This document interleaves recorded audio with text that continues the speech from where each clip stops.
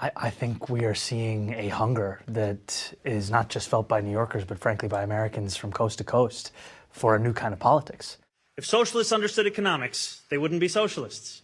If these past months have shown us anything, it is that socialists not only understand economics just as well as the capitalists who came before, but that we can solve their years of mismanagement through an embrace of our principles. He said in the beginning that socialists now understand economics better than capitalists, and I have to tell you that I take real big exception to that. Good evening, beautiful people, and happy Thursday. If you are living in a blue state, brace yourself because New York City is now becoming the national test case for democratic socialism. Mayor Zohran Mamdani is not just running New York City, he is becoming a symbol for a much bigger political movement. Those in support of Mamdani says that he is proving that bold left-wing policies can deliver for working people. However, his critics are sounding the alarm of what could happen if other states follow suit. And now with major rent freezes and public health vending machines and democratic socialists winning across the country, the question is no longer just about New York. The question is this: is Mamdani the future of the Democratic Party, or could this be a political experiment that could backfire on the very people that it claims to help? Let's talk about it. Welcome to Nellie Miranda.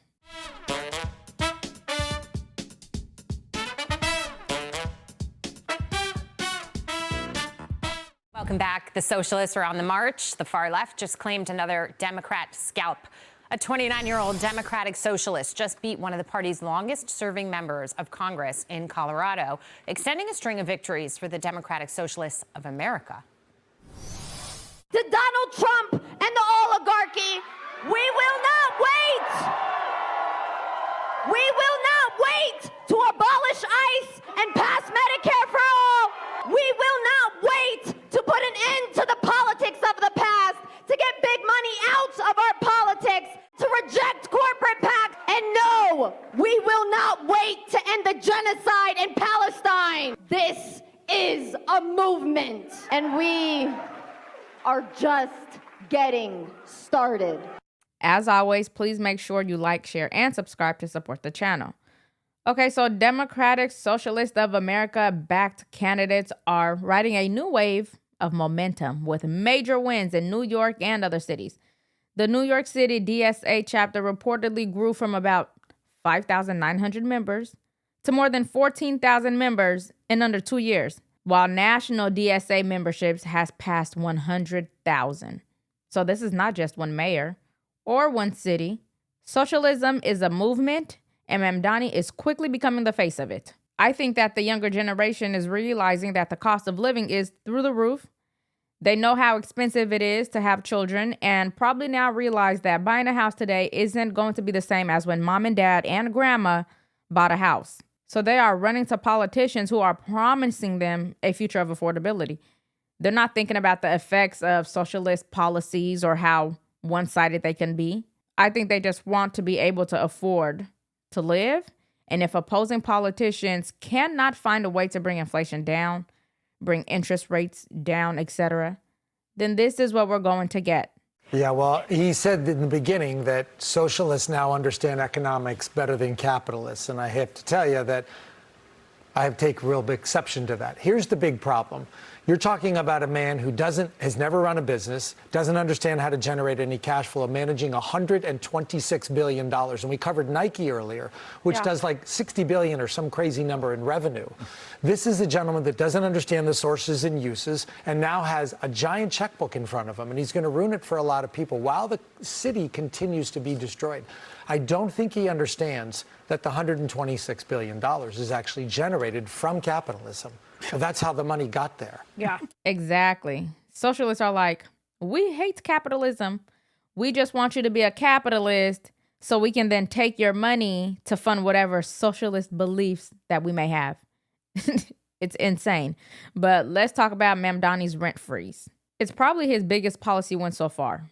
New York City's rent guidelines board approved a rent freeze for about 1 million rent-stabilized apartments, setting increases at 0% for 1 year and 2-year leases starting in October. Reuters reported that the board vote was 7-1 and tenant groups celebrated as a major victory.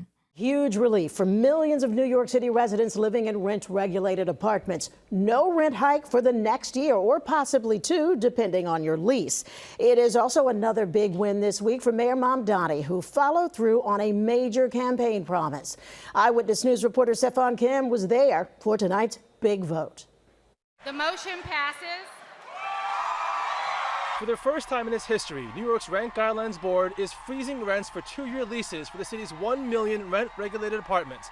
The board also freezing 1-year leases, something it has done only 3 times before. 0%. The unprecedented 7-1 vote unleashing unbridled joy and relief from the tenants who packed the board vote tonight. This is no longer just a city that is a playground for the rich. This is a city for the working people who make it run, and we are making it run for us. And I am so overjoyed that we're finally here. Years, landlords have run this city, and this is like a new era of tenant power. We have a rent-freeze mayor. Hundreds of people came out and testified, thousands online. Like, landlords' days are over. Tenants are in power now, and it feels amazing. There you have it. She said that landlord days are over and tenants are in power. So punish landlords and entrepreneurs on behalf of tenants. So what happens when landlords no longer want to rent their units or be in that space and smaller landlords sell to larger investors?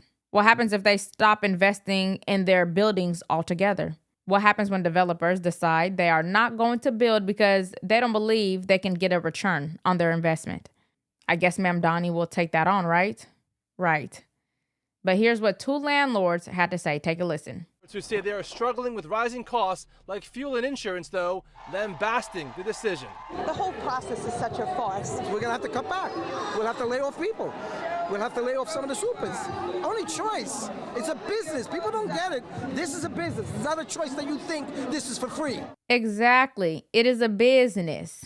And I get that New York is brutally expensive. I do not know how regular people live there, but I am a firm believer on living where you can afford, because landlords have to pay insurance, taxes, labor, utilities, and the cost of maintaining those buildings. Many people who have never run a business before think that tenants pay the landlords and then the landlord keeps 100% of the money. That is a foolish thought process. Socialist candidates often come from privileged backgrounds where they never worked real jobs or even started a business to know the cost of running one. And yet they are handed multi-billion-dollar budgets. Think Zohran Mamdani.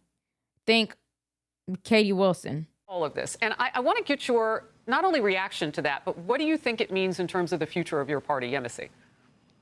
It feels like people who have never really had to work, and we know Malat hasn't had a very traditional job, and this is reflective of a lot of people that are in DSA. They have led very privileged lives where they've only had to sit and ponder about what hard work is and never had to actually do the hard work. And I think that's reflected in a lot of their ideology and a lot of their platform. It's not connected to the steps that take real policy wins to make happen.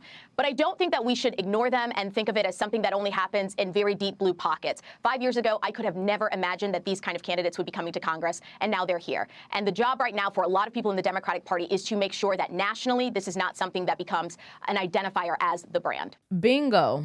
The Week News article also pointed to 2 examples like St. Paul, Minnesota, where a rent stabilization policy was followed by a sharp drop in large apartment construction permits.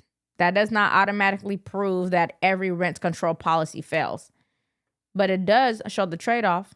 You can freeze prices on paper, but you cannot freeze economic reality. Materials still cost money. Repairs still cost money. Insurance still costs money, and labor still costs money. So the question is not simply, do renters deserve relief? Of course they do. But I think the real question is, what kind of relief actually works long term? And I am not saying I have the answers, but I am not sure that demonizing landlords and capitalism, quite frankly, is the way to go about it.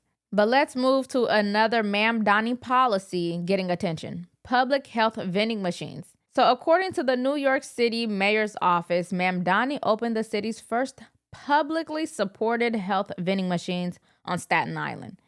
These machines provide free health and overdose prevention supplies 24 hours a day, so they can be getting higher than a kite 24 hours a day. They were funded with opioid settlement dollars and placed outside community health action of Staten Island and A Chance in Life. Every intervention, big and small, makes a tangible difference in the lives of New Yorkers. This vending machine right behind us is no exception to that. We know that ultimately, this vending machine is going to help to make sure that the patients who need access to things like naloxone and other types of important substance use disorder interventions will be made not only freely accessible, but also will make it so that anyone at any moment can come and get the resources that they need. But let me just read you Zohran Mamdani's statements around this. This is from an article on NYC.gov titled Mayor Mamdani Opens City's First Public Health Vending Machines on Staten Island. It reads, too many New Yorkers have lost loved ones to the overdose crisis. We have a responsibility to meet this crisis with urgency and the tools that save lives. These public health vending machines will make naloxone, hygiene supplies, and other essential resources available whenever people need them, free of charge and without barriers. Healthcare is a human right, and it is our job to make it easier for New Yorkers to get the care that they deserve. End quote.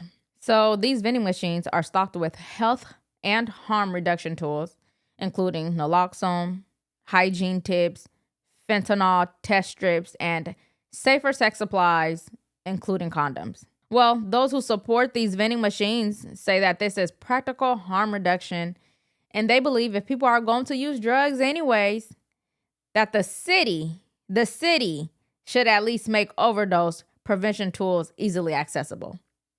Okay.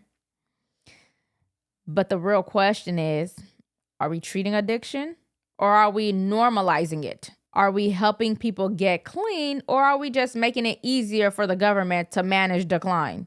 Public health officials see these machines as life-saving, but many residents see them and worry that their neighborhoods are being turned into open-air crisis zones. Who the hell will want to live anywhere near somewhere where drug addicts can stop by and get whatever tools necessary that they need?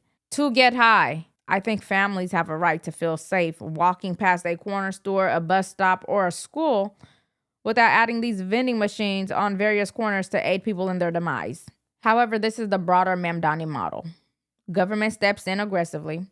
Government freezes the rent. Government provides free supplies, expand public programs. The government becomes the solution to affordability, addiction, transportation, groceries, childcare, and public safety. And then those that support this madness will call it compassion. The whole time, it's really dependency, gift-wrapped, and fake compassion. But what are your thoughts? Do you think Mamdani's rent freeze is real relief for working people, or do you think it will create bigger problems later on? And the vending machines, are they saving lives or promoting addiction? Please let me know your thoughts in the comments, and if you got any value from today's video, please make sure you like, share, and subscribe to support the channel and ring the bell so you don't miss future updates. Thank you all for watching, and I'll see you in the next one.